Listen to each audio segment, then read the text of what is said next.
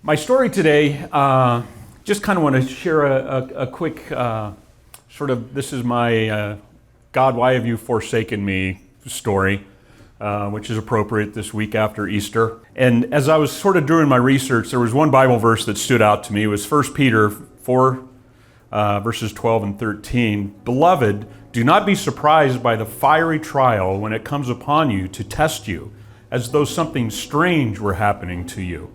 But rejoice insofar as you share Christ's sufferings, that you may also rejoice and be glad when His glory is revealed. So, as a lot of you know, and some of you have heard parts of this story, I'm a cancer survivor. And when I first got that cancer diagnosis, the first thing that Kim and I did was say, thank you, Lord. Thank you for each other. Thank you for your support. Thank you for your love. If everything comes from God, then this came from Him also. So what does He want us to learn from this? And I just felt so blessed and honored that the Lord wanted to take that journey with me. He wanted to be in that fight with me. And so that's what we did. This first Sunday after I got that diagnosis, I stood up in church and prayed out loud and said, thank you, Lord, for this cancer, and thank you for this group of people and community, and for all that you're going to teach us as we walk this path and fight this battle. So the cancer I had was something called Burkitt's lymphoma, which is an extremely aggressive form of lymphoma. I was fortunate it was caught early. Dr. Vuki, my oncologist, said, I can get rid of this cancer. The trick will be to not kill you in doing so.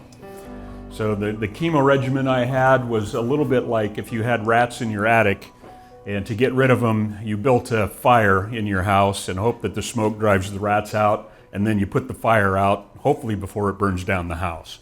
So that's kind of the chemo that I went through.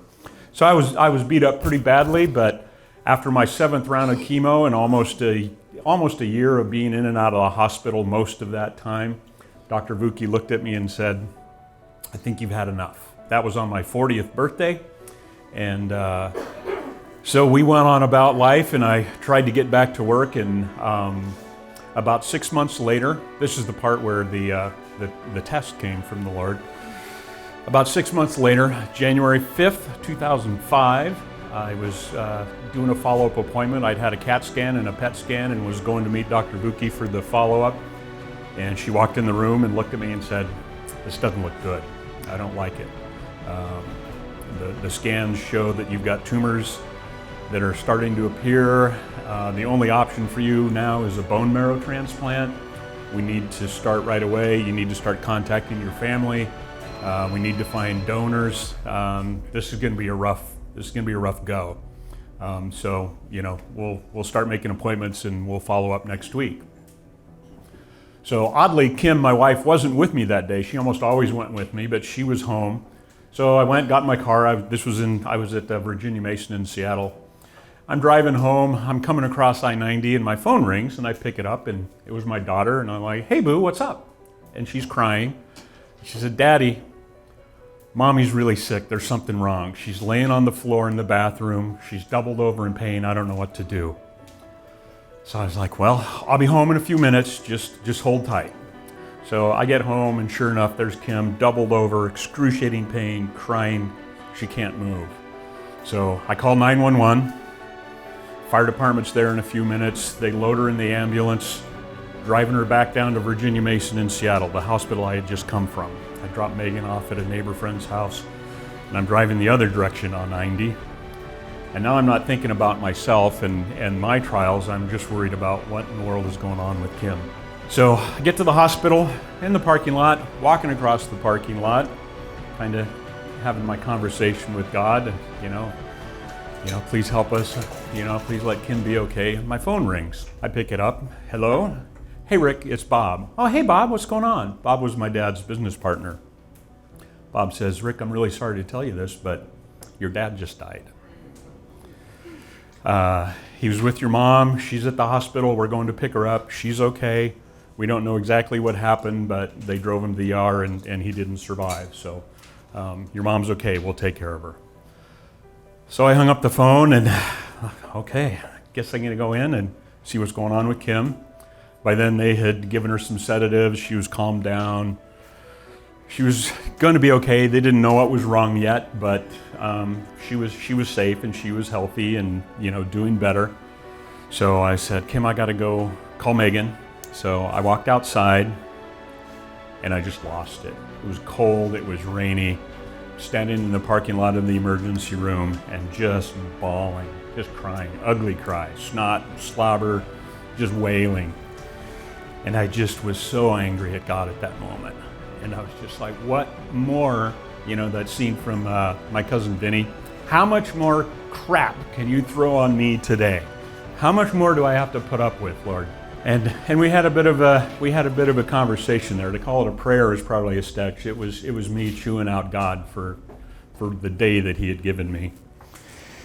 And I took a few deep breaths and I stood back and I just kind of reflected for a little bit. And His Spirit came on me and He gave me courage and He gave me strength and He gave me some patience. And I called Megan and told her that Mom's going to be okay. Everything's going to be okay. So I went back into the hospital, checked on Kim again. She was doing much better. They had a better idea what was going on. Went back outside, called my mom, said, Mom, everything's going to be okay. I'll be there as soon as I can. I called my best friend Mark, a guy I'd known since I was in first grade. Said, buddy, I'm going to be coming into town the next couple of days. My dad passed away, going to need some help from you. He's like, whatever you need. And he was like, everything's going to be okay. And so I was just thinking, in that moment, God had not forsaken me at all. I felt that way for a moment, but He hadn't. And the reason that God didn't forsake me was because when Jesus was hanging on that cross and He pled, Father, why have you forsaken me? He took that for all of us so that none of us would ever be forsaken ever again. He took all of that for us. And so that relationship now that we have with Christ and that we have with God is so real and so strong and so powerful. And no matter how hard things get, no matter what challenges you've been presented with, it's so amazing. As Chef Tom said, wherever I go, whatever I do, Jesus is always there. He's always right there with me. All I have to do is open my eyes and open my heart and let Him back in. So that's my story. Love to talk to anybody about it. If anyone is going through any health challenges, cancer, anything, would love to sit down with you, pray for you. I have some practical advice that may be helpful in some of those regards, and just let me know, and would love to talk about it. So thank you and God bless, gentlemen.